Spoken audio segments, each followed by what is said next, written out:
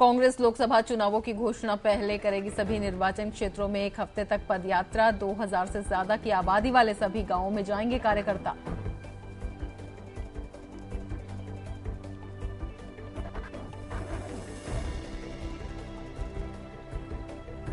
वरिष्ठ भाजपा नेता अटल बिहारी वाजपेयी की भतीजी करुणा शुक्ला और टीआरएस सांसद विजया शांति कांग्रेस में शामिल।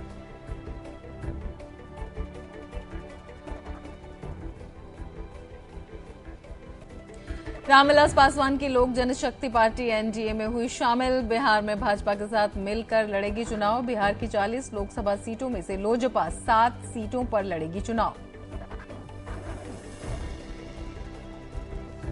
भाजपा के वरिष्ठ नेताओं की केंद्रीय चुनाव समिति की बैठक में लोकसभा चुनाव के लिए पहली सूची में कुल 54 सीटों पर प्रत्याशियों के नामों का हुआ ऐलान।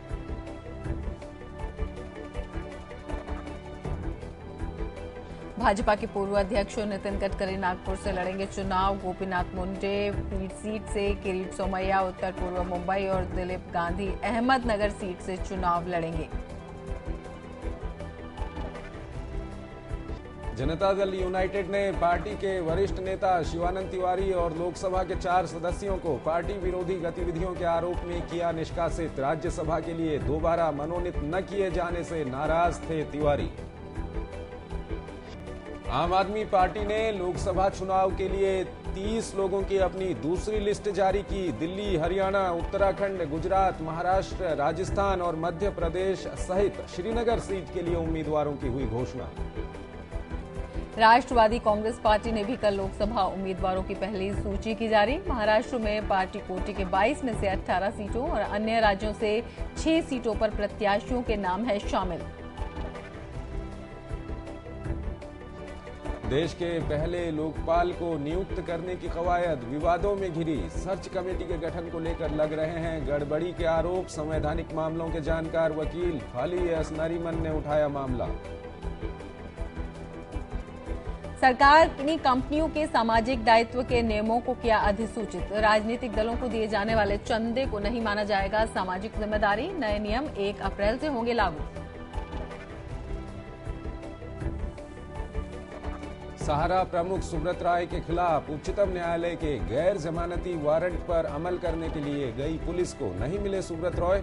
सुब्रत को 4 मार्च को अदालत में होना है पेश। पूर्व प्रधानमंत्री राजीव गांधी की हत्या के 4 दोषियों की रिहाई पर सुप्रीम कोर्ट ने लगाई अंतरिम रोक। कोर्ट ने केंद्र की उस याचिका पर सुनवाई के बाद दिया आदेश जिसमें उसने रिहाई के तमिलनाडु सरकार के फैसले को दी थी चुनौती। आईएनएस सिंधु रत्न हादसे में नौसेना के 2 अफसरों की मौत की हुई पुष्टि। इनके शव कल दुर्घटनाग्रस्त पनडुब्बी के एक कक्ष में उसके मुंबई तट पर वापसी के बाद मिले। चुनाव में काले धन की समस्या पर रोक लगाने के इरादे से चुनाव आयोग ने राजनीतिक दलों के लिए संशोधित दिशा निर्देशों का मसौदा किया जारी। दलों से अपने उम्मीदवारों को नकद रुपए न देने को कहा। रूस समर्थक बंदूकधारियों ने यूक्रेन के क्रीमिया इलाके में संसद और सरकारी इमारतों पर किया कब्जा। फहराए रूसी ध्वज। रूस ने यूक्रेन के पूर्व राष्ट्रपति विक्टर यानुकोविच को दी सुरक्षा। भारी राजनीतिक विरोध से घिरी थाईलैंड की प्रधानमंत्री यिंगलक शिनवात्रा कल एंटी करप्शन कमीशन के सामने पेश नहीं हुई। उन्होंने विपक्षी नेता सेतोप थांगखुआन के बातचीत के प्रस्ताव को भी ठुकरा दिया। एशिया कप के एक अहम मुकाबले में आज भारत का सामना श्रीलंका से। 7 महीने के बाद आमने सामने होने जा रही ये दोनों ही टीमें टूर्नामेंट में अपना पहला मुकाबला जीत चुकी हैं। एशिया कप के तीसरे मैच में पाकिस्तान ने अफगानिस्तान पर 72 रनों से जीत हासिल की। पाकिस्तान के 249 रनों के लक्ष्य का पीछा करते हुए अफगानिस्तान की पूरी टीम 176 रनों पर पवेलियन लौटी।